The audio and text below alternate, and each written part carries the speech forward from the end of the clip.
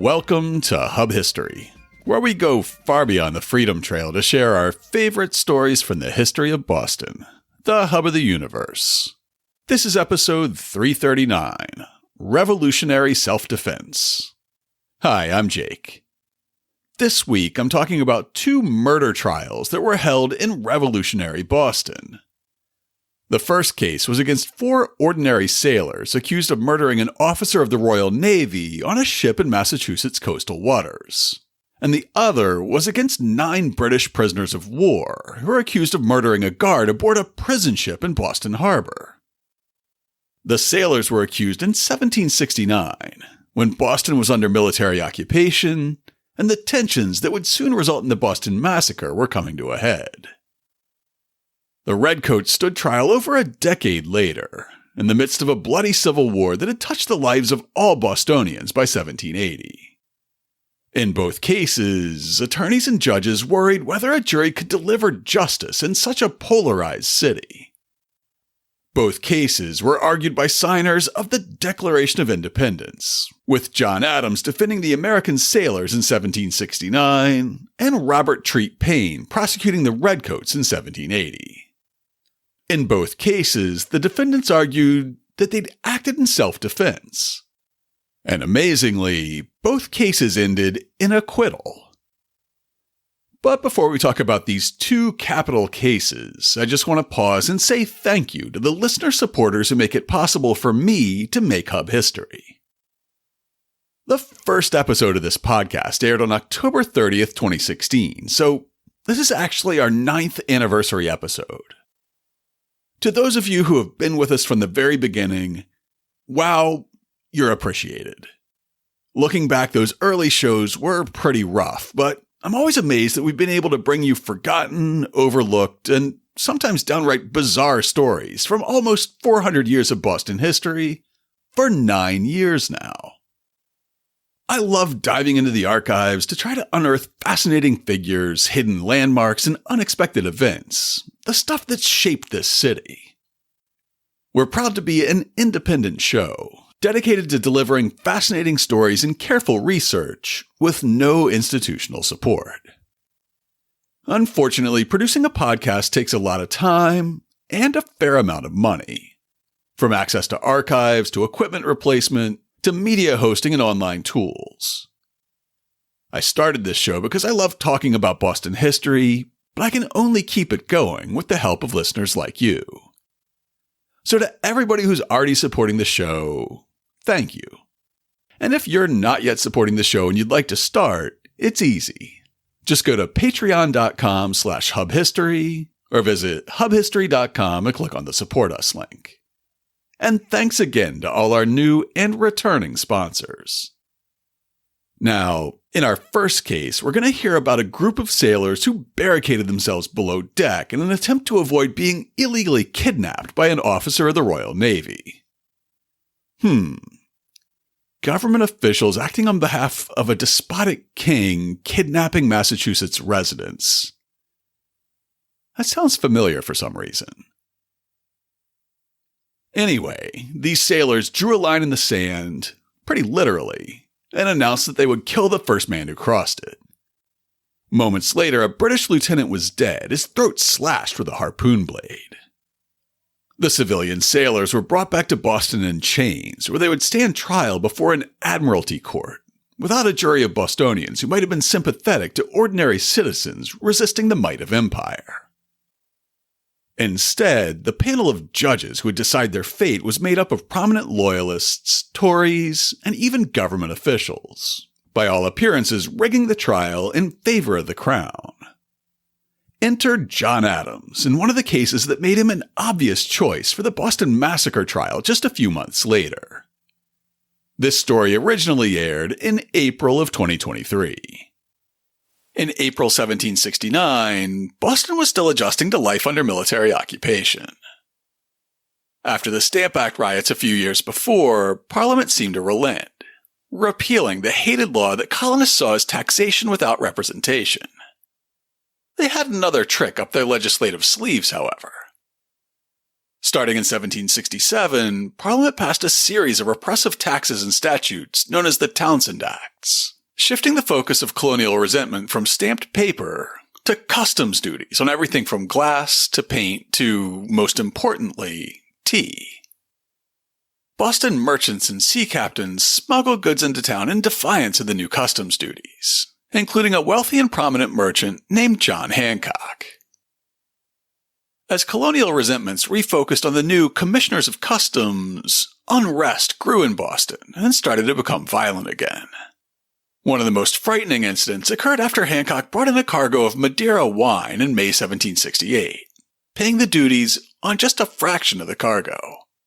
When the Commissioners of Customs seized his ship Liberty, the resulting Boston riot was so severe that the commissioners and other officials had to seek refuge on a British man-of-war in the harbor and at Castle Island. Just a few months later, entire British regiments began landing in Boston in October 1768. These troops were intended to keep the peace, but instead they fanned the flames of conflict that eventually led to the Boston Massacre in March 1770. We've heard about the 1768 Liberty Riots in episode 224, about the occupation of Boston just recently in episodes 263 and 267, and we heard a lot about the Boston Massacre in episode 174. The Boston Massacre and the Liberty Riot both led to important legal cases, and in both cases, John Adams represented the defendants. In 1768, he defended John Hancock before a court of admiralty on charges of smuggling. And then again in 1770, he defended the British soldiers who'd opened fire on King Street against charges of murder.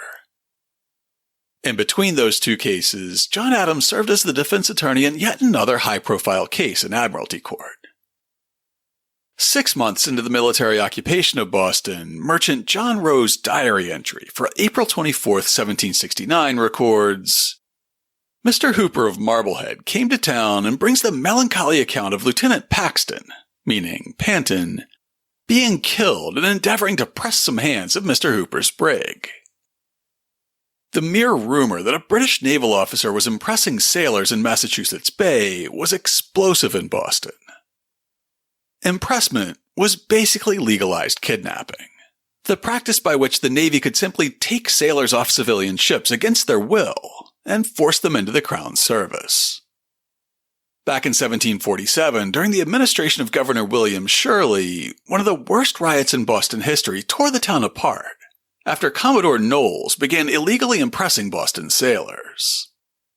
The Boston mob took Navy officers prisoner, battered down the doors of the governor's mansion, held the entire colonial government hostage on the upper floors of our old state house, and eventually forced the release of all the impressed Massachusetts sailors. As we said in episode 54 about that 1747 riot, the practice of impressment predated the Magna Carta. So by 1769, it had been in place for over 570 years. In that earlier episode, we quoted historian Jack Tager about who could be impressed into the Royal Navy. Impressment was initially applied only to seamen, but over time, anyone on shipboard or in seaports was ripe for the press gang. Englishmen anywhere on the globe were subject, but there were exceptions. All landsmen except harvesters, which meant large numbers of those working the land, gentlemen, apprentices, or those tied to masters, ship's officers and bosuns, and various skilled artisans, e.g., carpenters of merchant vessels over 50 tons, and only when on their vessels. This meant that it was largely the urban lower orders, sailors, simple craftspersons, and the wide variety of common laborers of the seaports, who were the targets of the press gang. Captain John Corner of the HMS Romney had tried to illegally impress Massachusetts sailors in 1768, and the Liberty Riots weren't much less damaging than the Knowles Riots in 1747. In both cases, the governor eventually upheld a precedent stating that Massachusetts residents were not subject to impressment. Now, a shipowner from Marblehead was in Boston barely a year later, saying that the same thing had happened again. After so many past conflicts around impressments had reaffirmed the exemptions for Massachusetts sailors, Was a Royal Navy officer really making the same mistake?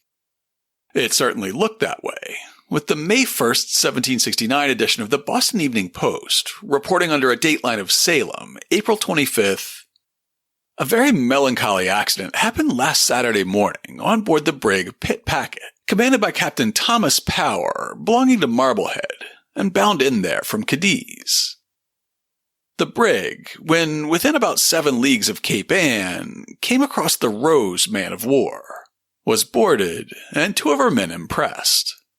But these being for some reasons released, the lieutenant of the Rose with a number of men again boarded the brig in order to take some of the other men, who, 4 in number, had secured themselves in the forepeak, determining to defend themselves with some harpoons, etc., that they had provided for the purpose, as long as they had life. The lieutenant made use of moderate, kind, and persuasive arguments, and offered first to take but 2, and afterwards but 1, if they would surrender themselves. But all his proposals and entreaties being ineffectual to induce them to come up, the lieutenant informed them that he was determined to make use of force, and the sailors as resolutely protested that they would kill any who should attempt to take them. The Pitt Packet was a square-rigged ship with 2 masts that was carrying a cargo of mostly salt from Spain to her home port on Cape Ann. Salt was in high demand in fishing towns like Gloucester and Marblehead. When she was stopped by HMS Rose, she was about 21 miles out of Marblehead and probably within sight of land. The Rose was a post ship, bigger than a sloop and smaller than a frigate, with about 28 guns on a single gun deck. She was commanded by a Royal Navy captain, but it was a subordinate officer, Lieutenant Henry Gibson Panton, who led the press gang that boarded the Pitt Packet. Panton asked Thomas Power, the master of the brig, for his paperwork, and told him to call the crew together. It was no secret to the crew of 6 why the naval officer had come aboard, and instead of assembling on the deck as ordered, they hid where they could below the decks. Panton called first for a candle to see where the men were hiding, and then he called for a crowbar to try to break into the forepeak, which was the tiny compartment between decks and the pointy part of the bow that was too small to use for anything practical.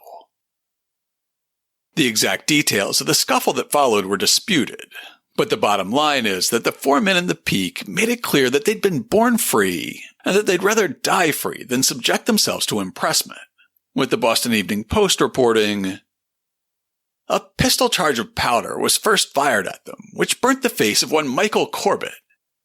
And afterwards another one of them received a pistol shot in his arm, which broke the bone.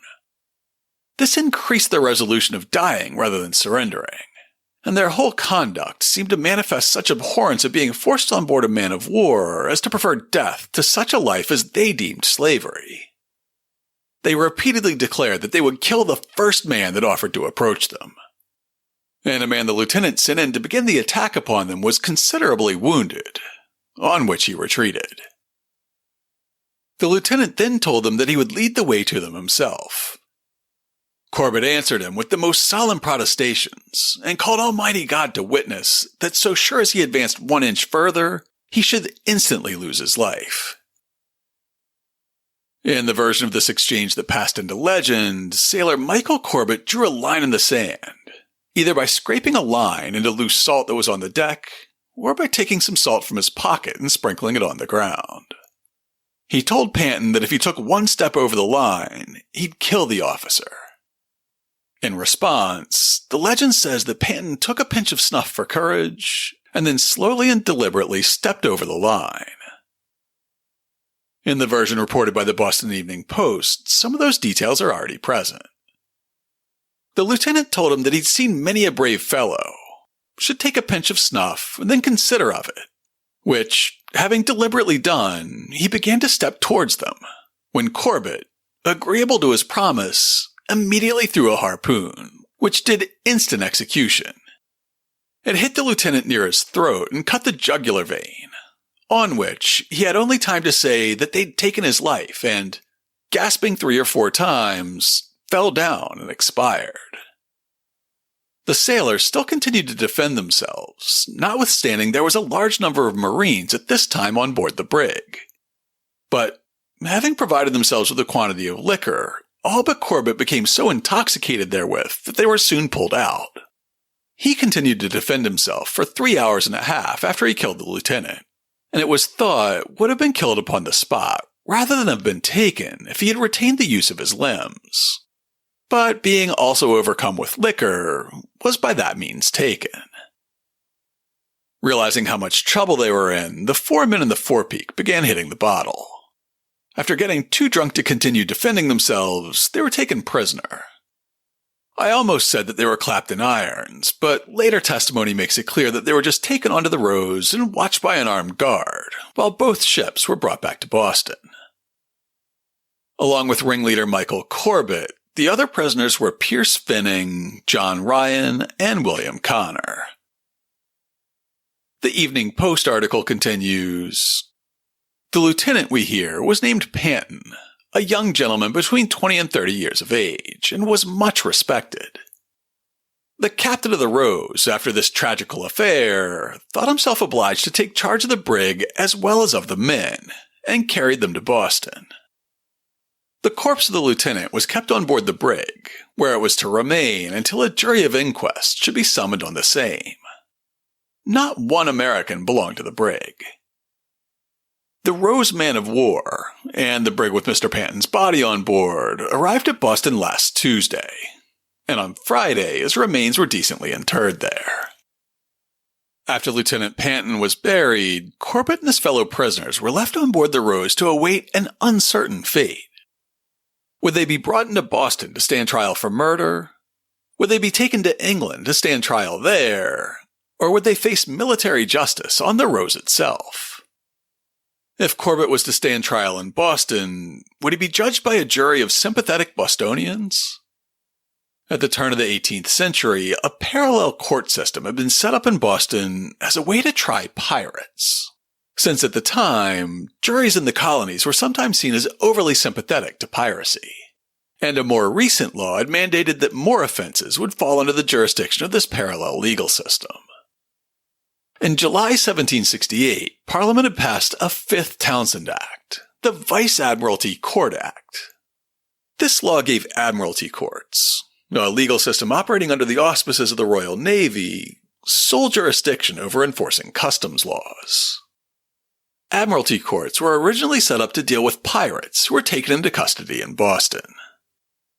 After the notorious Captain Kidd was arrested in Boston on possibly trumped-up charges, he was shipped off to London to stand trial. Because they missed out on the spectacle of trying and hanging a famous pirate, and because they continued to capture pirates with some regularity, many Bostonians welcomed the Act for the More Effective Suppression of Piracy that was passed in 1698. This law established admiralty courts in Britain's overseas colonies, and the first admiralty trial outside Britain was held in Boston in 1704, where a pirate captain named John Quelch was convicted, hanged, and buried below the high tide line. In his biography of Quelch, Clifford Beale describes the appeal of an admiralty trial. The intent was to circumvent trial by jury, thus bypassing sympathetic local courts and gaining more convictions, as well as confiscated treasure. Considered throughout the colonies as a violation of the freeborn right of all Englishmen to a fair trial, the new admiralty court powers created a stir similar to that of the recent U.S. Guantanamo Bay military tribunals for suspected terrorists. Then as now, the tinkering with long-established legal convention for reasons of judicial expediency was regarded with great suspicion and general hostility. The statute allowed for a trial without a jury, trial without an attorney, and trial under maritime law rather than the laws of the province of Massachusetts Bay. However, the first Massachusetts Admiralty Court set some precedents that were still in place in 1769. First, while the court would be steered by maritime law, and the verdict would be returned by the judges rather than a jury, the composition of the panel of judges is revealing. It was made up of the governor and lieutenant governor of Massachusetts, the lieutenant governor of New Hampshire, our old friend Samuel Sewall, the Salem witch trial judge who hated Christmas so much, and a newly appointed judge of the local admiralty court. This lent more of an air of legitimacy to the court than it would have gotten from unknown judges or despots. Plus, very importantly, though the statute did not provide for a defense attorney, on the first day of the trial, the court appointed an attorney named James Menzies to defend Quelch.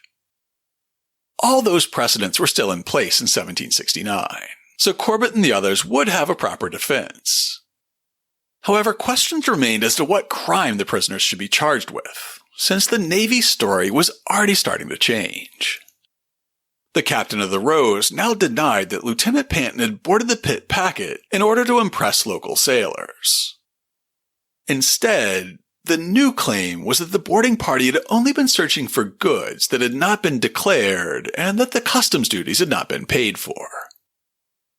While customs enforcement was wildly unpopular in Boston at the time, claiming that this was the reason for boarding the brig was convenient, since it would clearly make the case subject to the recent Vice Admiralty Court Act. To bolster this assertion of jurisdiction, the Boston Evening Post printed an updated account of what happened on the Pitt packet in their July 3, 1769 edition. The inhabitants were not a little alarmed to learn that those who were the aggressors and acted in defense of an act of Parliament are left at liberty, while the men who only stood upon their defense against an illegal attempt upon their liberty are confined in irons on board the man-of-war in order to their being put upon trial for life, and that proper application for their being brought up to the town and treated as the law prescribes has been hitherto ineffectual. But they are quite astonished to hear that one of the commissioners and others of the cabal have given out that Lieutenant Paine was not on the business of pressing men, but only executing the duty of a customs house officer on board the brig by endeavoring to search out and secure contraband goods, and that he was therefore opposed and slain while in the due execution of that trust. We shall only remark upon the above account that if the captains of our men of war have it in their power to stop vessels at sea and impress the seamen, as also to detain such vessels in order to break open hatches and make a search for uncustomed goods, that then the floating property of the merchants lies at their mercy. Or if such officers can assume on board a merchantman at sea the shape of either marine or custom house officer as best suits them in order to laying their hands on our seamen, that then a kite is made of a most solemn act of Parliament, provided and enacted for the security of the persons of that class of His Majesty's liege subjects in America, whether by sea or land. Two Boston lawyers would represent the defendants, James Otis and John Adams. At the time, Adams was an up-and-coming attorney, but he didn't have much of a reputation for politics yet. Otis, on the other hand, was seen as a raving patriot. In 1761, he delivered a 5-hour argument against the writs of assistance that John Adams later credited with igniting the flame of American independence, and he acted as a political mentor to the radical Samuel Adams. However, his mental health declined soon after this trial, and he was largely forgotten or ignored by the time of the Revolution. Later in 1769, a Crown official clubbed him over the head with a cane, which many people blamed for this decline. However, a letter that John Adams wrote nearly 50 years after the fact suggests that Otis was already suffering from bouts of mental illness during the trial. His unhappy distemper was then in one of its unlucid intervals, and I could hardly persuade him to converse with me for a few minutes on the subject. Whatever his state of mind was like, it at first seemed that Otis had found a trump card for the Vice Admiralty Court Act that would allow the defense team to force a trial before a sympathetic Boston jury. In his notes from the trial, John Adams wrote, "A question has been made by Mr. Otis whether the prisoners have not a right to a jury. He says that Magna Carta, in a case of life at least, must be expressly repealed, not by implication or construction only, and that in England a jury is summoned every day for the trial of such offences committed at sea. But I think that the statute of Henry VIII before cited explains this difficulty. And this case seems to be but one instance among many others of the partial distinctions made between British subjects at home and abroad. The civil law, the course of the Admiralty, and the methods and rules of the Admiralty will be construed to take away the benefit of a jury. Mr. Otis, from his first retainer in the cause, has been very sanguine to move for a jury. He has mentioned his resolution in all companies, and last week at Plymouth he mentioned it to the lieutenant governor and the rest of the judges. Mr. Fitch, happening to hear of our design to move for a jury, went to rummaging up acts of Parliament to satisfy himself, and found the act for the further preventing of robbery, etc., and for declaring the law upon some points relating to pirates. The Whiggish Journal of the Times was critical of both impressment and customs inspections, so it's no wonder that their note dated May 31st, 1769 was sympathetic to the defendants. On Tuesday last, His Majesty's Commission for the Trial of Piracies, Robberies, and Felonies on the High Seas was read, and a court formed for the trial of Michael Corbett and 3 others, charged with being concerned in the murder of Lieutenant Paine of His Majesty's ship Rose. A motion having been made on behalf of the prisoners that they might have the privilege of a trial by jury, the court was adjourned to the Thursday following, when they again met and adjourned to the 29th instant, when it was determined that said prisoners were not entitled to a trial by jury. The prisoners then, by their counsel, filed a plea against the jurisdiction of the court, and it having been thought proper by the court to take the same into consideration, they adjourned to the 14th of June next. Lieutenant Governor Thomas Hutchinson was named as a judge for this Admiralty Court, so his history of the province of Massachusetts Bay contains first-hand knowledge of the debate over a jury trial. Back in 1747, during that massive riot against impressment, he'd been a popular Boston selectman and the Speaker of the Massachusetts House. When the mob threatened Governor Shirley's house and the naval officers taking refuge there, he physically placed himself between the rioters and their potential victims, possibly saving their lives. In the meantime, though, his alignment with the Townshend Acts made him unpopular with Boston radicals, and another later mob destroyed his North End home during the Stamp Act riots of 1765. Hutchinson was also a longtime political opponent of James Otis, so you can almost hear him rubbing his hands together in glee, and this footnote from his History of Massachusetts that explains why a jury trial was not called for in this case.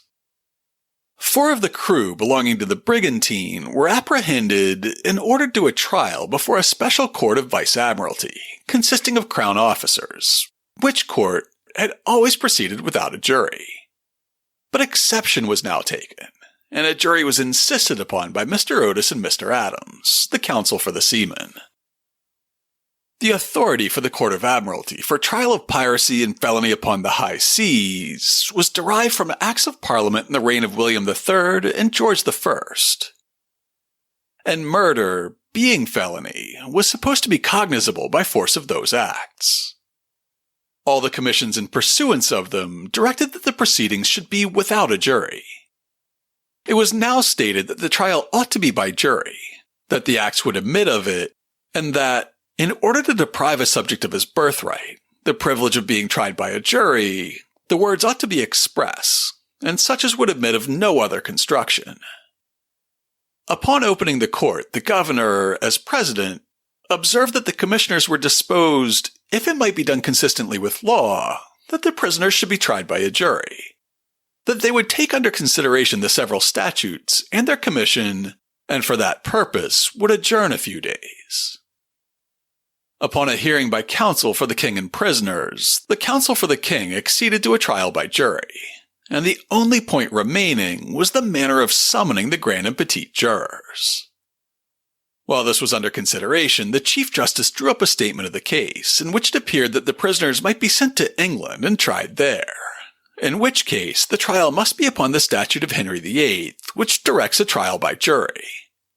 Or they might be tried in the plantations, meaning the American colonies, but the trial there must be according to the directions of the Statute of William, without a jury. This statement being laid before the commissioners, they were unanimously of the opinion to proceed without a jury, and the Chief Justice was desired, in open court, to declare the grounds of their decision. It was, however, unpleasing. Not only were the 4 defendants now denied a jury of their peers, the judges were not exactly drawn from the peers of a common seaman. as reported by the Boston Gazette and Country Journal on June 19, 1769. Tuesday last, His Excellency Governor Wentworth arrived in town with a great retinue from New Hampshire. Several other gentlemen also arrived here, being officers included in the commission for the trial of piracies, felonies, etc. on the high seas. The court was opened according to adjournment yesterday for the trial of the persons charged with the murder of Lieutenant Paine of His Majesty's ship Rose. The plea against the jurisdiction of the court was not admitted, and the court proceeded to the examination of the evidences and will continue from day to day till the whole trial is finished. The judges are as follows.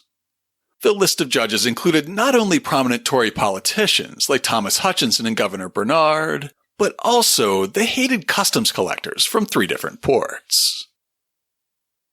It certainly seemed to Michael Corbett, his 3 co-defendants, and the Boston Whigs who were lining up to support them, that the scale was being deliberately tipped against them. The Journal of the Times report, dated May 31st, continues, "It was with difficulty that this court was formed, a great part of the gentlemen named in the commission living at a distance, and the inhabitants had the mortification to perceive that the whole of His Majesty's council of this province, who had been included in all former commissions, was excluded from the present, while not only the council of a neighboring colony, but even pro temp collectors helped to constitute this court. For such an indignity thrown upon this ancient and loyal province, it is known we are obliged to the generosity and prudence of Governor Bernard." By this time, Governor Bernard was already quite unpopular in Boston, so it was easy to blame him for the constitution of the Admiralty Court. After all, it was his request for reinforcements after the Stamp Act protests that had brought 4,000 occupying redcoats to Boston in the first place, but not until after he had dissolved the legislature for complaining about the Townshend Acts.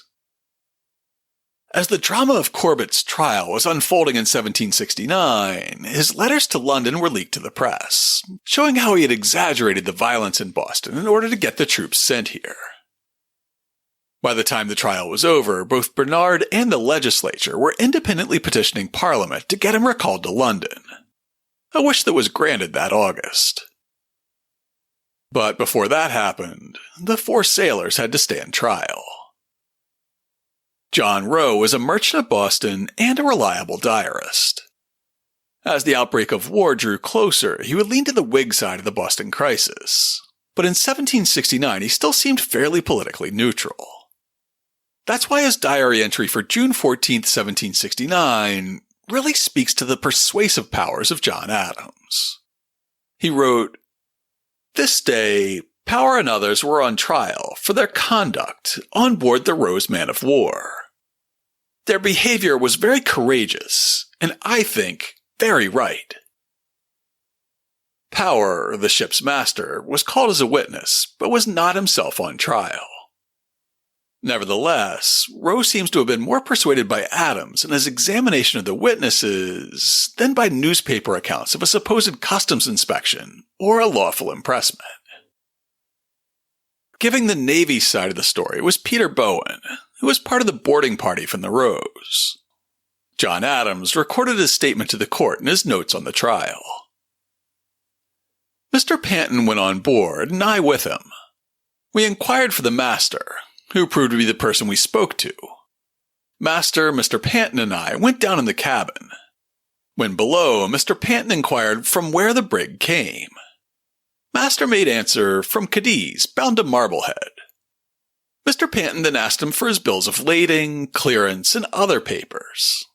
The master answered that he had no papers except a bill of health, which he produced. Next, Mr. Panton asked how many men he had on board. The master answered 6 before the mast, besides himself and a mate. Side note from Jake, I never realized that you could sail across the Atlantic with a crew that small, even on a relatively small ship. He then asked for his logbook, and the master produced it. Mr. Panton desired that the hatchways and scuttles might be opened, and he would send his people down to search for uncustomed goods, or to that purpose. Mr. Panton and I went upon the deck, leaving the master in the cabin. Mr. Panton desired the mate to send all his hands aft. At the same time, ordered the Rose's people to go below and search. That's when 4 sailors were discovered in the forepeak, and they refused to come out. The scene that followed sounds utterly chaotic in Bowen's testimony. 2 different groups from the Rose tried to get access into the forepeak, one by prying open a closed hatch, and the other by digging through a mound of goods that the sailors had piled in front of an open hatch. According to testimony by the Master of Arms from the Rose, the space between the decks was so small that Lieutenant Paine had to crawl forward when he wanted to speak with the men. This is where the exchange between Paine and the sailors took place, but in this telling, there was no dramatic line of salt for him to step over. The sailors were packed into a dark, cramped chamber under the deck, where they were armed with a hatchet, a musket, a fish gig, and a harpoon. Corbett was pointing the harpoon at Lieutenant Paine, according to some testimony, thrusting at him with it, while the officer was sitting on a pile of salt, and the boarding party was trying to pry enough planks off the hatch to get a look at who was inside. One detail remained consistent between accounts. After one of the men in the forepeak said that they would kill the first person through the door, Bowen reported that Lieutenant Paine responded, "Aye, will you shoot me?" In a joking, cheerful manner added, "I will take a pinch of snuff first." Things continued to unfold quickly, and Bowen tried to make sense of the series of events that led up to the lieutenant's death for the court. Almost immediately after, I heard the report of a pistol, which, silly at that time, said was fired by him, without ball, at the man who threatened the lieutenant so hard. Who the man was, I can't tell, being on the other side. Mr. Paine all this time frequently begging of them to surrender, or he must clear his way to them. Some of them again said that they would shoot Mr. Paine first, and Forbes, the Master of Arms, next, before they would be taken. Upon hearing the report of a second pistol, I turned about and saw Mr. Paine had been wounded in the throat. I did not see the harpoon. I saw the shape of the harpoon upon the throat, and he had fired a pistol, as I then thought, at the receiving of that wound. 2 men testified about the nature of Lieutenant Paine's wounds, a Boston physician named William Pettigrew, and Robert Bryce, the surgeon's mate from the Rose. First, Pettigrew stated, "I saw the body before it was buried, soon after the vessel came up to the wharf. He came by his death, I suppose, by the wound he received in his neck, about 3 inches long and of a triangular figure. Cut the carotid artery and jugular vein, I suppose 3 inches in depth. There are 2 jugular veins on each side of the neck." John Adams asked him, "Are the artery and vein 3 inches deep?" And Pettigrew responded, "I suppose it must have penetrated 3 inches, for the natural elasticity of the artery and vein would have given way." The surgeon's mate also testified about the cause of death. "I saw him about a half hour before he died. His death, I apprehend, occasioned by a triangular wound in the left side of his neck. It must have been the immediate occasion of his death. The 2 jugulars on the left side and the carotid artery were cut through. The wound went down in an oblique direction. There is an external and internal jugular vein. One could have known the wound by the instrument that gave it. There must have been force used in drawing it back, as the surface of the wound was lacerated." All that testimony confirmed that Lieutenant Henry Paine had been killed with a harpoon to the throat, and that the harpoon was wielded by Michael Corbett. It also confirmed that Corbett and 3 other sailors had been barricaded into the forepeak at the time of the incident, and that Paine and his men had been trying to get to them. However, the defense wasn't contesting any of those facts. Instead, James Otis and John Adams had to prove that the boarding party was actually a press gang, intent on impressing sailors rather than enforcing the customs duties. They also had to prove that the impressment was illegal, and that the sailors acted in defense of their life and liberty. Testimony by the brig's master, Thomas Power, helped put the defense on the right track, making it clear that the naval officer had boarded the pit packet in search of men, not smuggled goods. He asked me for my clearance. I told him I had none. He replied, "You must certainly have some papers." I told him that I had no other clearance but a bill of health and a bill of lading, as it was a foreign port from whence I came, and we took no clearance therefrom. He asked me for the bill of health, which I produced. He then asked me for a list of my men.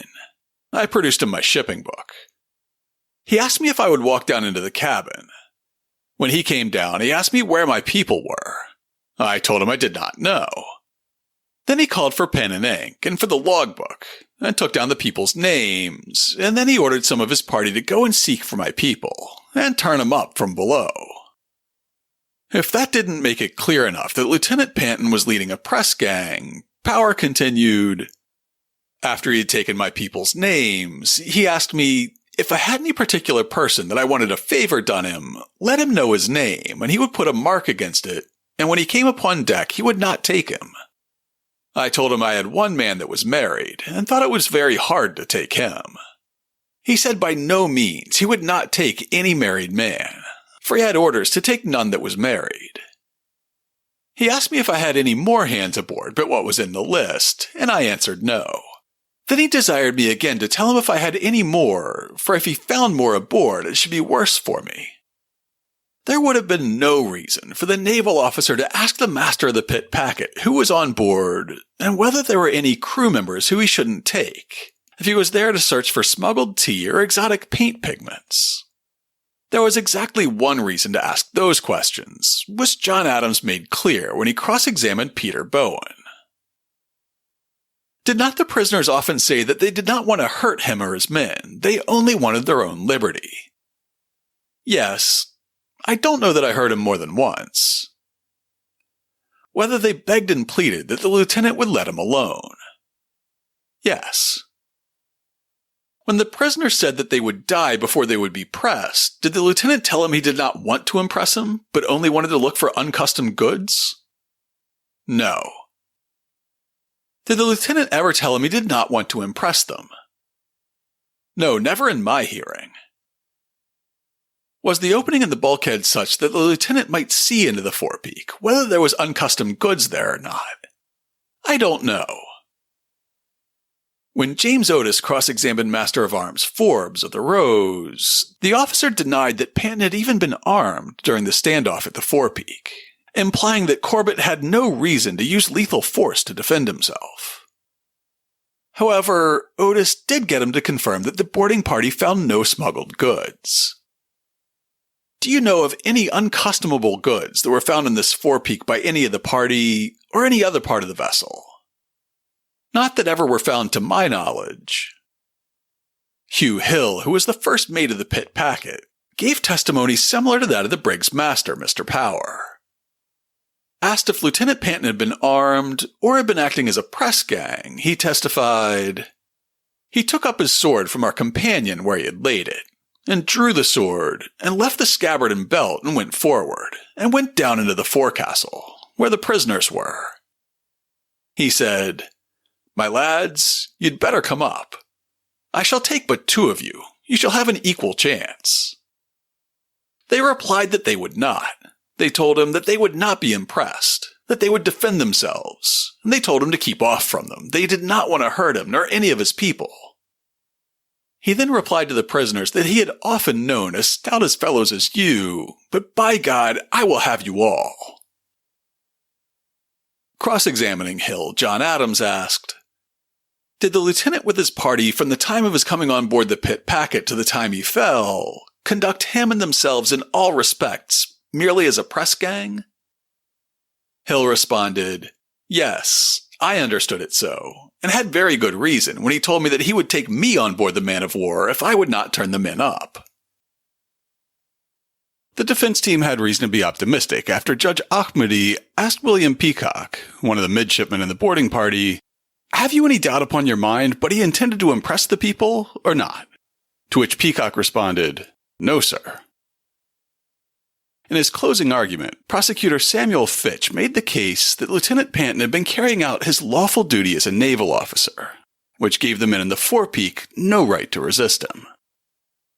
According to Fitch, it didn't matter whether Paine had been impressing the men or simply searching for undeclared cargo, so he sidestepped the question. He said that it may have been Corbett who struck the fatal blow, but since the 4 men had acted together, they were all guilty of killing the officer. Corbett was one of the persons that threw the harpoon that killed the lieutenant. They were all active, stimulating one another, and all equally concerned, though Corbett gave the mortal blow. The lieutenant was in the lawful discharge of his duty and had the explicit consent of the master for this purpose. Any opposition to him, therefore, was illegal. The opposition being illegal, he was not obliged to give back. No threatenings on the part of Mr. Paine by which the prisoners could apprehend the danger to their lives, though they had apprehensions of being impressed. On the other side of the aisle, John Adams marshaled 3 arguments for his closing. First, that the Royal Navy had no legal grounds for impressing sailors in Massachusetts Bay. Second, that any subject had the right to defend himself from a lethal threat with lethal force. And third, that Lieutenant Paine had posed a deadly threat to the sailors by threatening them with a sword and a pistol in an illegal impressment attempt. The first question that is to be made, according to my opinion, is whether impresses in any cases are legal. For if impresses are always illegal, and Lieutenant Paine acted as an impress officer, Michael Corbett and his associates had a right to resist him. And if they could not otherwise preserve their liberty, to take away his life. His blood must lie at his own door, and they be held guiltless. Nay, I think that impresses may be allowed to be legal, and yet Corbett might have a right to resist. After quoting the statutes of Queen Anne, which prohibited impressment in the American colonies, Adams continued, "This statute is clear and decisive, and it places the illegality of all impresses in America beyond controversy. No mariner on board any trading vessel in any part of America shall be liable to be impressed, or shall be impressed by any officer." All that Lieutenant Paine did on board the vessel was tortious and illegal. He was a trespasser from the beginning, a trespasser in coming on board, and in every act that he did until he received the mortal fatal wound. He was a trespasser in going down below, but especially in firing a pistol among the men in the forepeak. It is said that the lieutenant with his own hand discharged this pistol directly at Michael Corbett, but the ball missed him and wounded the man who was next to him in the arm. This, therefore, was a direct commencement of hostilities. It was an open act of piracy, and Corbett and his associates had a right, and it was their duty to defend themselves. What could Corbett expect? Should he stand still and be shot? Or should he have surrendered to a pirate? Should he have surrendered to the impress? Mr. Paine and his associates and attendants had no authority for what they did. They were trespassers and rioters. The evidence must be carefully recapitulated. Their arms, swords, pistols, and their threats and menaces. Citing both law and precedent, Adams laid out the case for justifiable homicide. Basically, if a British subject was being robbed, and the robber was armed with a deadly weapon, the victim would be justified in using deadly force to defend himself. Similarly, if a subject was being threatened with deadly force, he could respond in kind, even before the aggressor struck a first blow or fired a first shot. Having established the grounds for acquittal on grounds of justifiable homicide, Adams laid his case before the judges, that Corbett and the rest of the sailors were in fear for their lives from an officer who was dead set on illegally impressing them. What could Corbett think, when a pistol had been presented at his mouth and discharged, loaded he knew not with what? It had wounded him, he knew not how badly. He saw a desperate gang of armed sailors before him, other pistols cocked and presented at him and his companions, their heads and breasts, drawn swords in the hands of some, continual threats to blow their brains out. Could he expect anything but death? In these circumstances, what was his duty? He had an undoubted right, not merely to make a push at Lieutenant Paine, but to have darted a harpoon, a dagger through the heart of every man in the whole gang. If Mr. Paine came as a custom house officer, and it may be true that he came in part to search the ship for uncustomed goods, he had a fair opportunity to do it. He ordered, asked, and was told that the hatchways were open. He ordered the lazaretto open, and it was done. And after this, instead of searching for uncustomed goods, he proceeds directly to search for seamen. The killing of Lieutenant Paine was justifiable homicide. Homicide se defendendo. Sorry, I've never been one for Latin pronunciations. To everyone's surprise, the justifiable homicide defense was successful, with the governors, naval officers, customs collectors, and admiralty judges of this special court voting unanimously to acquit, despite undeniable proof that Corbett had wielded the harpoon that took Paine's life. The June 19th edition of the Journal of the Times noted, "On Tuesday, His Excellency Governor Wentworth, with several of the council of that province, included in the commission for the trial of piracies, felonies, etc. on the high seas, arrived in town. The next day, the court was opened according to adjournment for the trial of the persons charged with the murder of Lieutenant Paine of His Majesty's ship Rose. The plea against the jurisdiction of the court was not admitted, and the court proceeded to the examination of witnesses, etc.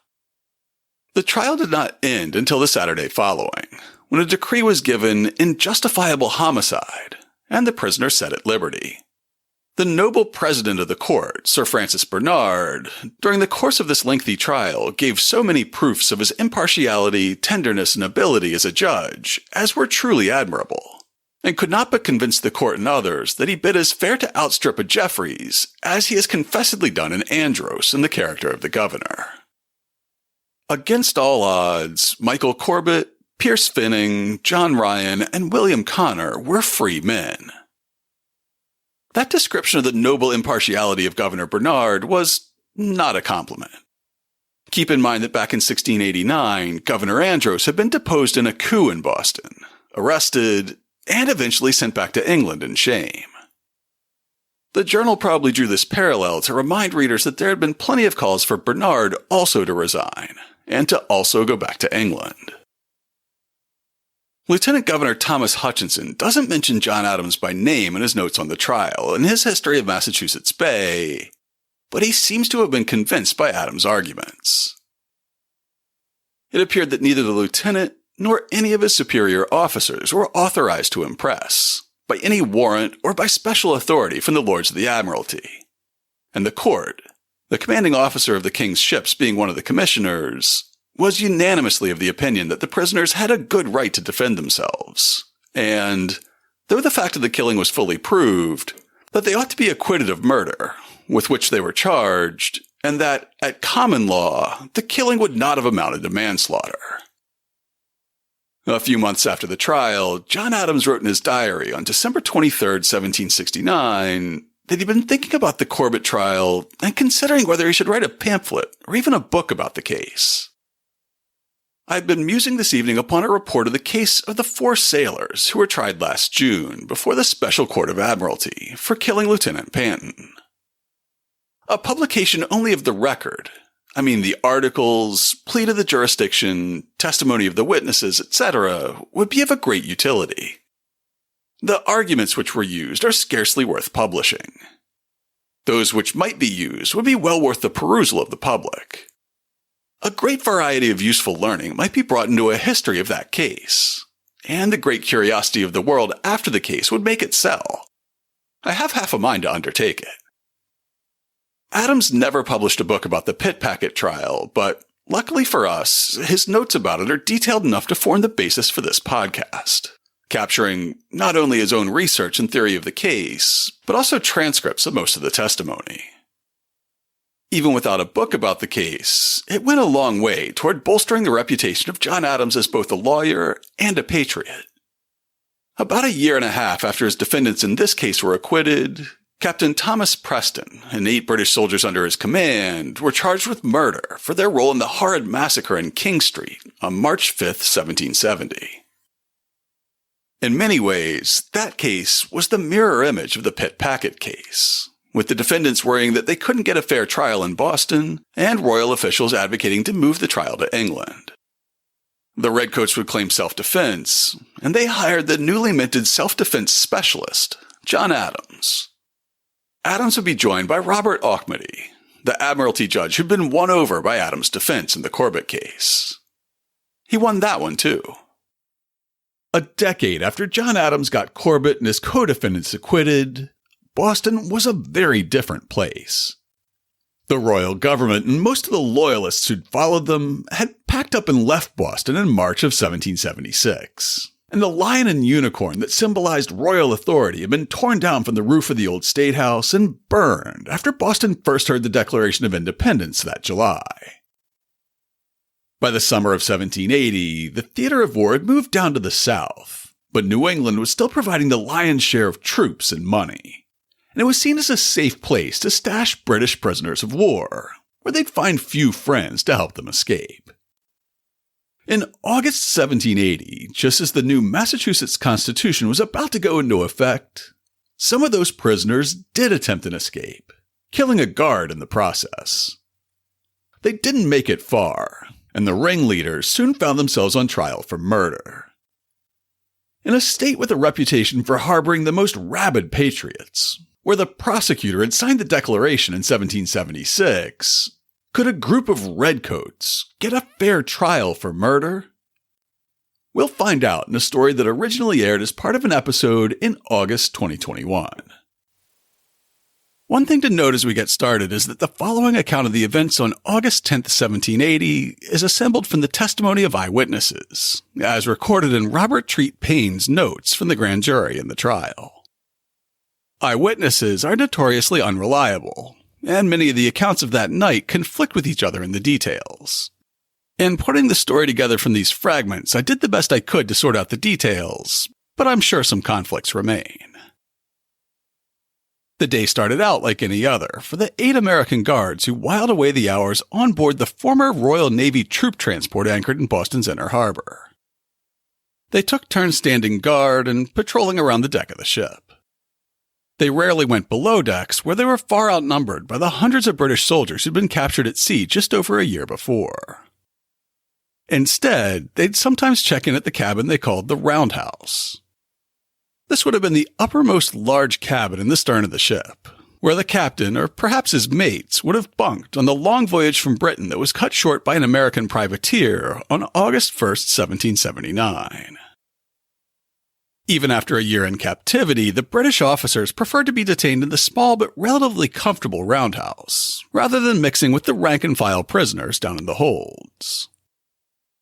As the day heated up, the prisoners the guards encountered on deck started getting more and more insolent. When relief came and a new shift of guards started, some prisoners began openly insulting them, and one of the guards said that a prisoner spat in his face. As the tension rose, the Americans began to hear rumblings that something was about to happen.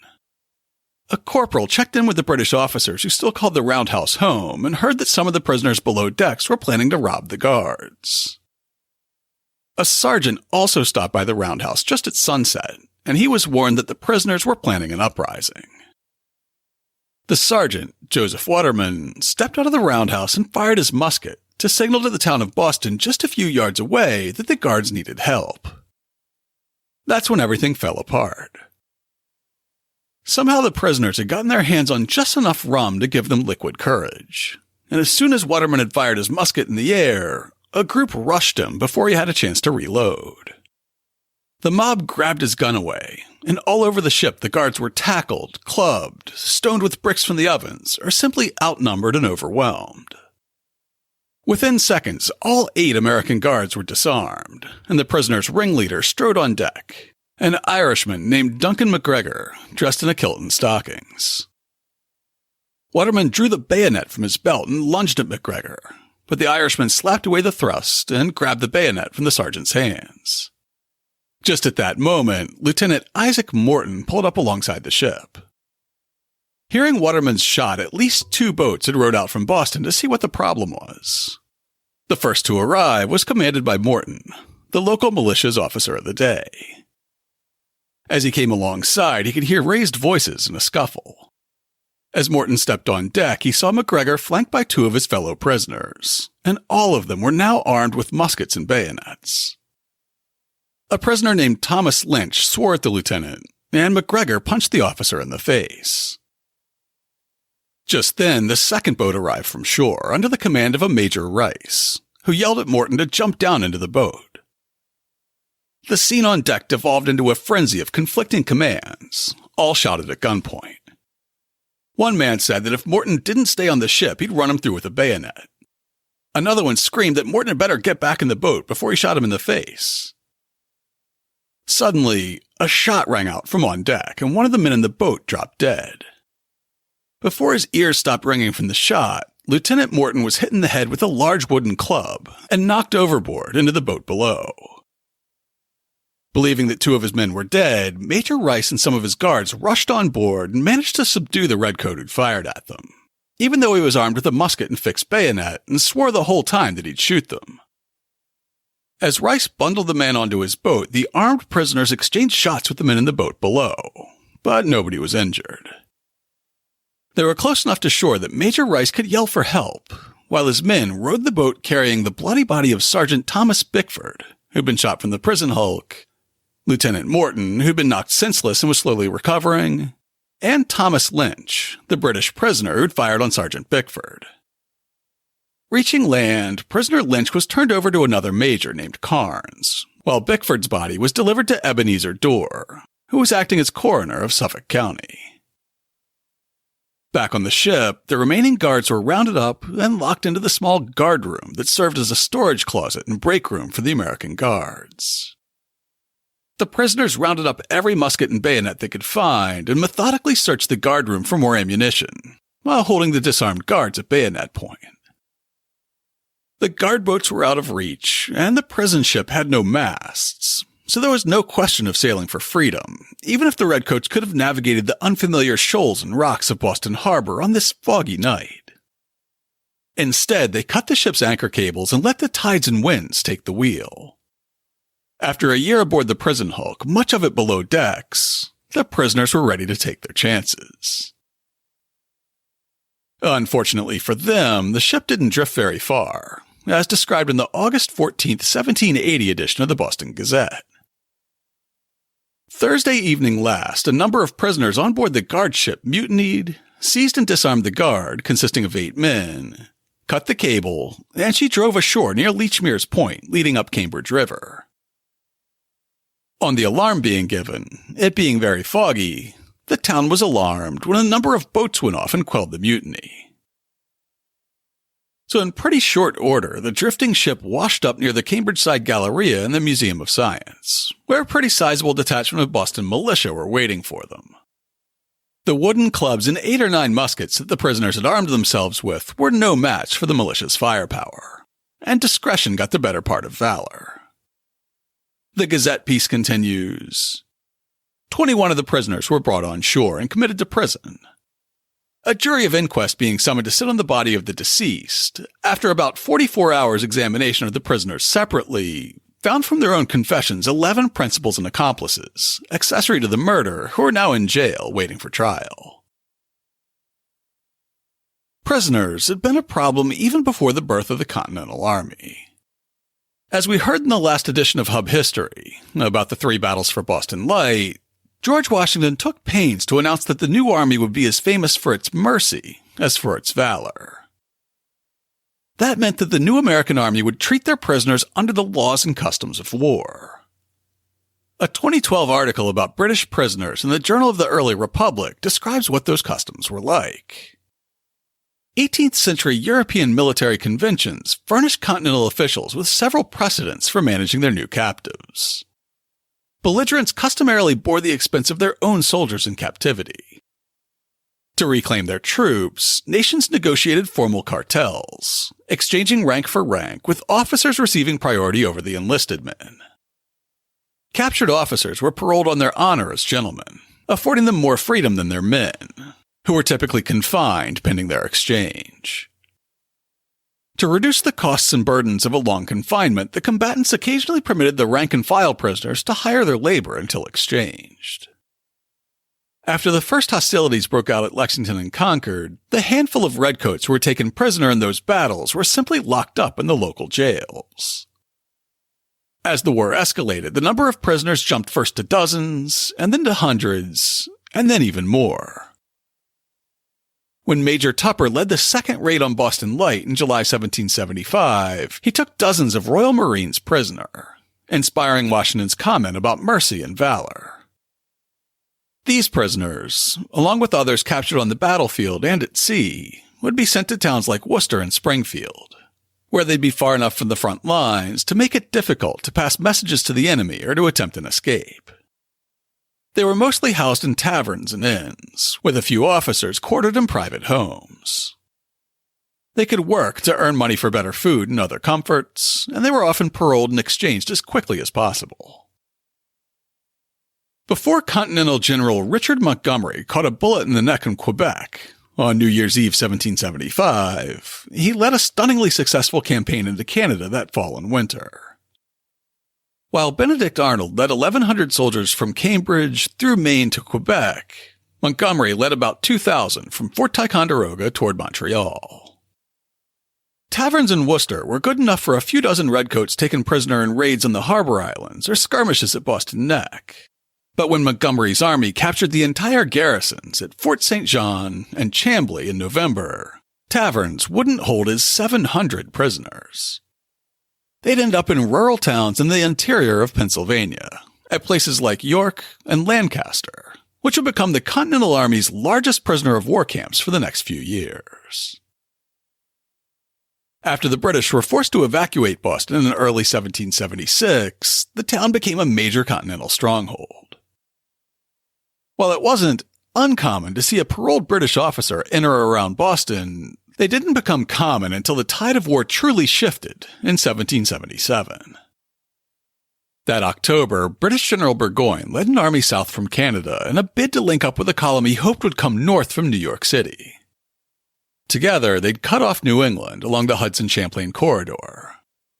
With the rebellious New Englanders effectively isolated, the British leadership believed that the rest of the colonies could be quickly brought to heel. But they never got a chance to test that hypothesis. Continentals and militia surrounded Burgoyne's army and fought a series of battles over 18 days, with the British ultimately unable to break out of their trap. Finally, after losing over 1,000 soldiers and making no progress, Burgoyne surrendered his entire army on October 17th. The document detailing the terms of surrender was called the Saratoga Convention, and the nearly 6,000 British soldiers who became prisoners that day would be called the Convention Army. This convention called for them to march to Boston, then ship out to Europe, never to fight on this continent again. Among the foot soldiers of the Convention Army was Corporal George Fox, who was captured at Saratoga with the 47th Regiment of Foot. In a journal that was first published in 1990, he described marching from Freeman's Farm in upstate New York, across Vermont, into New Hampshire, down the Connecticut River Valley to Hadley, Mass., and then east, to what remained of the wooden barracks the Continentals had used at the Siege of Boston. He estimated that they marched about 27 miles a day on average, covering about 200 miles in their roundabout route to Boston. Finally, Fox wrote, "In the middle of November, we arrived at Prospect Hill, near Boston, 2 or 3 miles, and were put into wooden barracks and fortified works that they made for our men at Boston, and there we remained all winter. Good usage, but very cold barracks." A German grenadier from Brunswick, whose unit also surrendered at Freeman's Farm, was marched straight down the Hudson, then east across Massachusetts, more or less on the route of the Mass Pike. The Journal of Johann Benz records that they marched through Watertown on November 7, 1777, and into Winter Hill, where they were put into barracks. He described them in his journal. The barracks were only put together with boards. The gables were open. There were no windows, but just open holes. We had neither wood nor straw to lie on. Most had lost their knapsacks. No shirts, no blankets, the regimentals, meaning uniforms, torn, and here a penetrating cold. In short, we were the most wretched people in the beginning. But little by little, we were restored to good condition and also got blankets. We were here exactly 1 year and 2 days. During the time we were here, many died of scurvy, and very many deserted. Our supplies were still quite good here, although we got salt fish at times, which we, however, resold to the inhabitants. Every Thursday we had parade, and marched past the generals while our oboists were playing. We had our own guard, and to stem desertions, we provided daily a picket of 1 captain, 2 officers, and 60 men. Whenever we wanted to go out, we had passes from the mayor of Cambridge and received our writ with the name of our own officer. While the Convention Army was in Boston, Congress found a pretext to declare the terms of their surrender null and void. Instead of shipping back to Europe, they'd remain POWs for the remainder of the war, though not in Boston for much longer. Coincidentally, I found myself stopping at Fort Frederick in western Maryland on a recent road trip. The fort's a partially preserved and partially reconstructed stone quadrangle with bastions at each corner that was originally built in 1756 to protect the frontier from French attacks, and later used as a Union strongpoint to resist Confederate raids on the nearby C&O Canal. In between, it was pressed back into service as a prison camp from 1777 until the end of the war. In 1778, the Convention Army was marched out of Boston to Charlottesville, Virginia, then moved again in 1780 to Fort Frederick. While I was visiting, one of the reenactors told a possibly apocryphal story about a British officer who made the march from Boston, ended up at Fort Frederick, and was exchanged just in time to rejoin his unit for the Battle of Yorktown, where he was once again captured and imprisoned at, you guessed it, Fort Frederick. While you could point to plenty of examples of cruelty or compassion towards prisoners on both sides, on balance, the British treated American prisoners more harshly than their continental counterparts. The British believed that they couldn't afford to extend the normal protections for prisoners of war to these domestic rebels, whom many officers believed were no better than criminals. In his 2012 paper on British prisoners, Ken Miller wrote, "North America's latest conflict was no ordinary war, however, but a colonial revolt against imperial authority. Complicating matters for continental officials, their prisoners were fellow Britons, seized in an unlawful rebellion. British officials refused to bow to conventions in a war against domestic rebels, fearing that any recognition of the Americans' belligerent status might legitimize the insurgency. American prisoners may have wished to be paroled or exchanged, but British officers were reluctant, because any official recognition that these were prisoners of war would mean recognizing that the colonies were an independent nation. While some officers may have been tempted to give in to their instinct to put these criminals on trial or hang them as traitors, that wouldn't work if there was any hope of a negotiated peace that ended with the colonies remaining part of Britain. That left American prisoners in a terrible limbo, which the British addressed by dumping prisoners into horrifying prisons and letting them die of disease and starvation. There were large prisons in Charleston, South Carolina, and near Philadelphia for a time, but the most notorious were the ones in New York City. At times during the war years, there were as many as 16 prison hulks anchored just off the shore of Brooklyn. These were old ships that were no longer useful at sea, but still managed to float. Sometimes the deck would be covered with a superstructure like a barracks building. A century later, the USS Constitution would be given a similar treatment, with the masts and rigging removed, and a 2-story building running the length of the upper deck, so it could be used as a receiving ship. Sometimes the rudder, masts, rigging, and other useful bits would be stripped away, and the rest of the ship more or less left untouched. That was the case with the Jersey, the prison hulk that would become the most notorious among the Americans. The Jersey had been built in the 1730s, and it saw action in 2 wars against France. In the early 1770s, it was converted to a hospital ship. Then in 1779, it was again converted to a prison ship and anchored off Brooklyn. A 1970 article by Arthur B. Tortolo describes its transformation. British men of war were majestic, handsome vessels, 3 towering masts carrying billowing square sails and topped with bright pennants, gaily painted and extravagantly decorated sterns, bright and imaginatively carved figureheads, and great solid hulls that could withstand the pounding of the high seas and still move with massive grace in sheltered waters. But as a prison ship, the Jersey was a gloomy, depressing sight. Her elaborate figurehead, a rampant royal lion, had been taken away for use on an active vessel. Rudderless, she rested on her keel at low tide on the oozy bottom of the bay.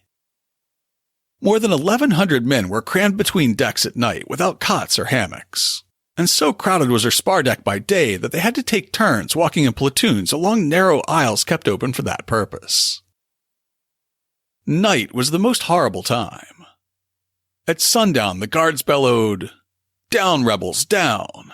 and the half-naked, emaciated men descended through narrow hatchways, each of which was guarded by a solitary sentry once the grating covers were in place.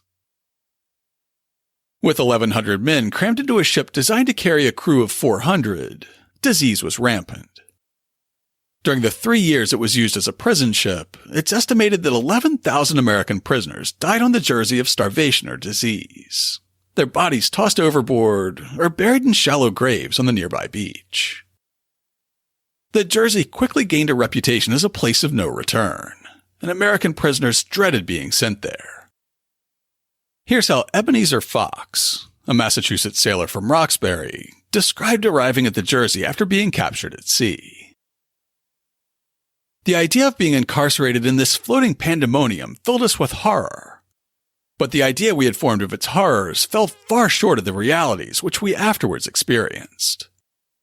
In consequence of the fears that were entertained that the sickness which prevailed among the prisoners might spread to the shore, she was removed and moored with chain cables at the Wallabout, a lonely and unfrequented place on the shore of Long Island. Her external appearance was forbidding and gloomy. She was dismantled. Her only spars were the bowsprit, a derrick that looked like a gallows for hoisting supplies on board, and a flagstaff at the stern. The portholes were closed and secured. 2 tiers of holes were cut through her sides about 2 feet square and about 10 feet apart, strongly guarded by a grating of iron bars. Such was the appearance of the Jersey as we approached it, an appearance well calculated to excite the most gloomy forebodings of the treatment we should receive after we should become its inmates. The idea of being a prisoner in such a place was sufficient to fill the mind with grief and distress. The heart sickened, the cheek grew pale with the thought. Our destiny was before us, and there was no alternative but to submit. I now found myself in a loathsome prison, among a collection of the most wretched and disgusting-looking objects that I ever beheld in human form. Here was a motley crew, covered with rags and filth, visages pallid with disease, emaciated with hunger and anxiety, and retaining hardly a trace of their original appearance. Here were men who had once enjoyed life, while riding over the mountain wave, roaming through pleasant fields, full of health and vigor, now shriveled by a scanty and unwholesome diet, ghastly with inhaling impure atmosphere, exposed to contagion, in contact with disease, and surrounded with the horrors of sickness and death. Here, thought I, must I linger out the morning of my life in tedious days and sleepless nights, enduring a weary and degrading captivity, till death shall terminate my sufferings, and no friend will know of my departure. A prisoner on board the old Jersey. The very thought was appalling. At the war's end, about 1,400 emaciated prisoners were liberated from the Jersey, while the bones of nearly 10 times that many bleached on the nearby shore. Twice as many Continental soldiers and sailors died on British prison hulks as were killed in battle. Ebenezer Fox would not be among them. In his account of the war, he recalls participating in many escape attempts, including one where a guard gave him a nasty wound with a cutlass that he barely survived.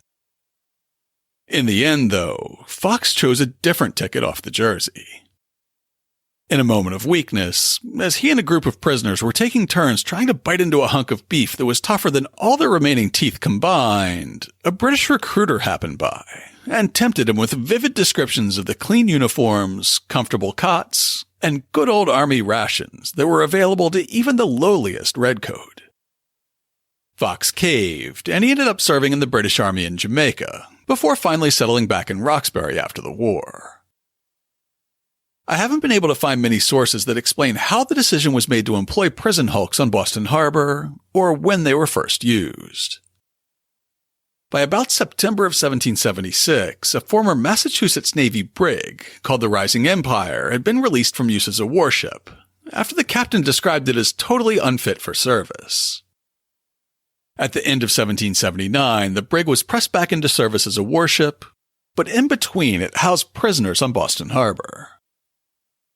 In the summer of 1777, two captured British ships, a troop transport called the Favorite and a bark renamed the Adams, were used to house prisoners on Boston Harbor as well.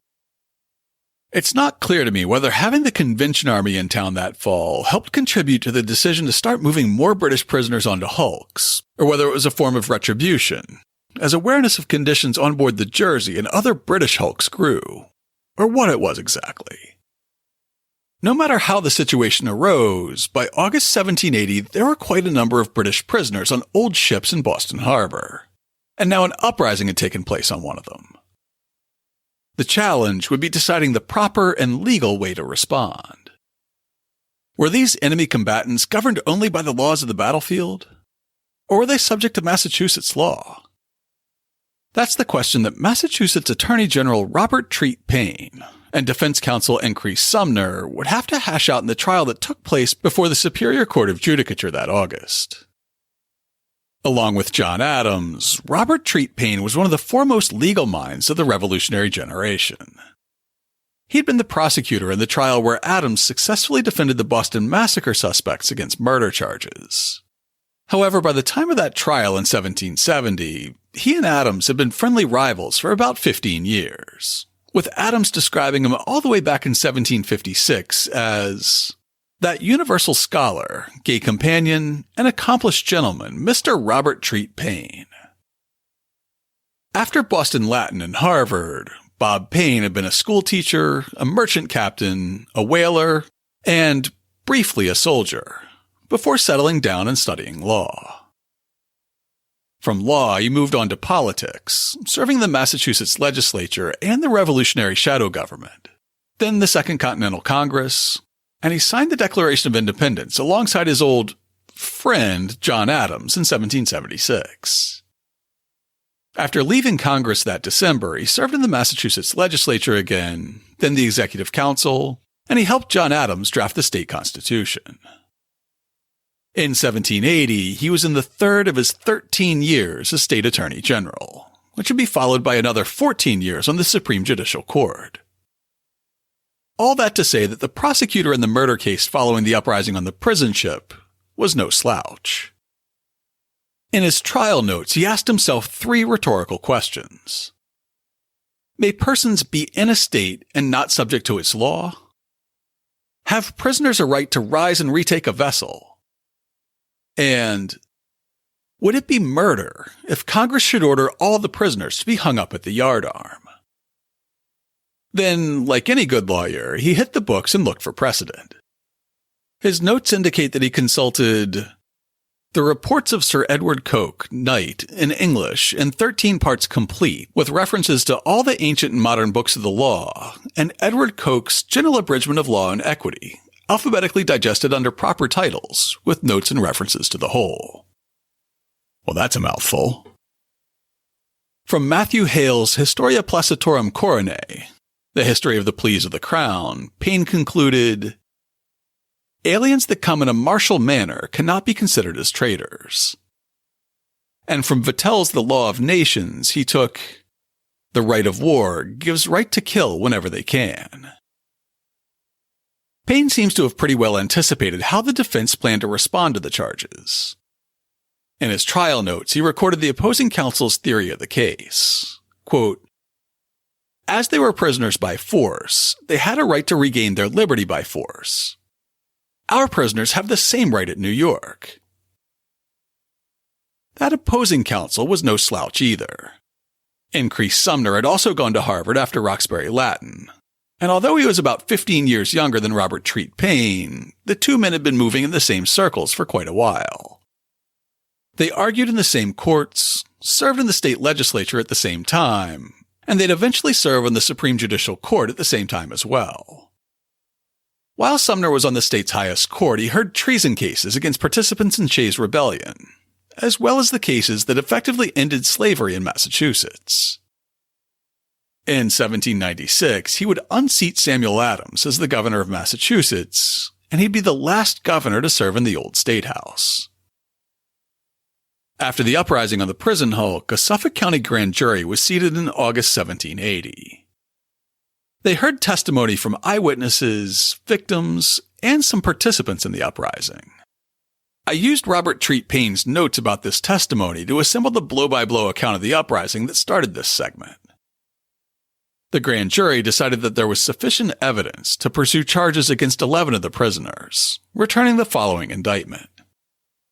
The jurors for the government and people of the Massachusetts Bay in New England, upon their oath, present that Duncan McGregor, Timothy Lynch, Michael Hogan, Thomas Mann, Robert Watt, Morris Pressingham, Kenneth McPherson, Michael Hayes, and John Roch, resident at Boston, not having the fear of God before their eyes, on the 10th day of August in the year of our Lord 1780, with force and arms at Boston in the county of Suffolk, in and upon one Thomas Bickford, in the peace of God and of the government and people, being feloniously, willfully, and of their malice aforethought, did make an assault. Feloniously, willfully, and of his malice aforethought did shoot and discharge, and that the said Timothy Lynch a certain musket of the value of 40 shillings, then and there charged with gunpowder and one leaden bullet. Which musket the said Timothy Lynch with both his hands held to, against, and upon the said Thomas Bickford, then and there feloniously, willfully, and of his malice aforethought did shoot and discharge, and that the said Timothy Lynch did strike and penetrate and wound, giving to the said Thomas Bickford just below the vertebra one mortal wound of the depth of 4 inches and of the breadth of a half inch, of which mortal wound the aforesaid Thomas Bickford instantly died. And that Duncan McGregor, Michael Hogan, Thomas Mann, Robert Watt, Morris Pressingham, Kenneth McPherson, Michael Hayes, and John Roch, feloniously, willfully, and of their malice aforethought, were present, aiding, abetting, comforting, assisting, maintaining felony and murder. And so the jurors upon their oaths do say that the defendants did kill and murder against the peace of the government and people, and the dignity of the same. The grand jury found that there was enough evidence to hold a trial, but did Massachusetts have standing to prosecute enemy prisoners of war under civilian law? On August 29th, Sumner submitted a petition on behalf of the defendants, protesting that they are not guilty of the premises charged in the indictment, and say that they ought not to be compelled to answer to said indictment, because, they say, that all homicides and other offenses committed by the subjects of one state against the government and people of another state, while an open war is subsisting between them, have ever been, and of right ever ought to be, inquired of, heard, and determined by the courts-martial in the country or place where said homicide or offenses may be committed, agreeable to the laws of nations and the laws of war, and not by the courts or justices appointed in any country or place to inquire of and determine upon homicides or other offenses committed within such a country or place, agreeable to the municipal laws, customs, and statutes of the same. As prosecutor, Paine responded to the petition. And Robert Treat Paine, Esquire, Attorney General for the government and people, who prosecutes in this behalf for the government and people, as to the plea of Duncan McGregor, Thomas Lynch, Michael Hogan, Thomas Mann, Robert Watt, Morris Pressingham, Kenneth McPherson, Michael Hayes, and John Roch, the pleas and the matter therein contained are not sufficient in law to preclude the court from their jurisdiction to hear and determine the murder and felony specified in the indictment. Wherefore, for want of a sufficient answer in their behalf, he prayeth judgment. The judges concurred with Paine. The motion was dismissed, and the trial proceeded. The defendants all pled not guilty. I couldn't find a full trial record anywhere, but Robert Treat Paine's notes have a number of interesting details pulled from the eyewitness testimony. For instance, while it seems like a prisoner uprising would be a sudden, violent, surprising event, there was actually a fair amount of advanced warning for the guards on the ship, with William Barrett testifying, "I was one corporal of the guard. The officer said that the prisoners was about to rob them. The prisoners were saucy, getting sticks, bricks, etc. Lieutenant Morton came alongside. I drew my bayonet. John Roch catched it out of my hand and cut me over the nose. I then got my gun, and Roch also got my gun. All the prisoners were present, cursing and damning me and saying they would have my life. Roch struck me under the chin and on the head with my gun. It was about an hour from the time of their first beginning to make preparation to their assaulting me. Lieutenant Isaac Morton's testimony reveals the frightening confusion in the moment he came on board ship to investigate the disturbance. Thomas Lynch damned me for a rebel, and if I came to the assistance of the guard, I was no better than they. He would throw me overboard. McGregor said, "You are not better than the guard, you Yankee rogue," and struck me on the head with his fists. Michael Hayes said, "You shall not abuse him." McGregor came with gun and bayonet and threatened to run me through and threatened to throw me overboard and all of us. McGregor said he brought his gun from Ireland. He said he disarmed the guards to make an escape. Major Rice came alongside and bid me to step into the boat. McGregor, having a gun in his hand, said, "If you offer to go into the boat, I'll blow your brains out." There was a cry of "Fire! Fire! Blow the brains of the damned rebel out!" Major Rice bid us shove off, and they cried us, "Board the ship! Fire! Blow the damn brains out!" And immediately they fired, and a man dropped. A billet of wood then from the ships knocked me overboard. There was no firing from the boat while I was there. Because the records of the trial are all from Robert Treat Paine's own notes, we know very little about what his arguments were during the trial or what lines of cross-examination he might have taken with witnesses.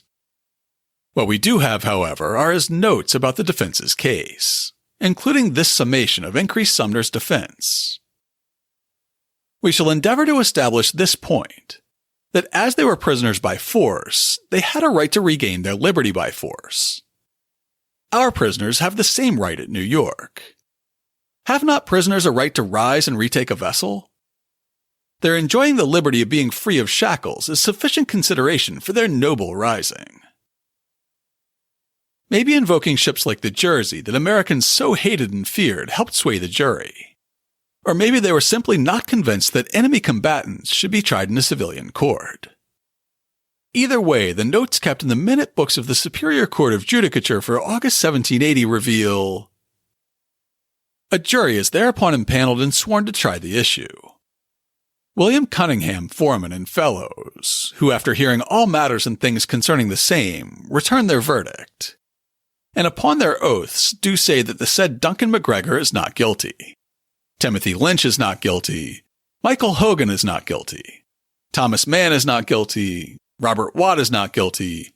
Morris Pressingham is not guilty. Kenneth McPherson is not guilty. Michael Hayes is not guilty. John Roch is not guilty." Whereupon the prisoner's counsel moved that they be discharged. It is therefore considered by the court that the prisoners aforesaid go without day.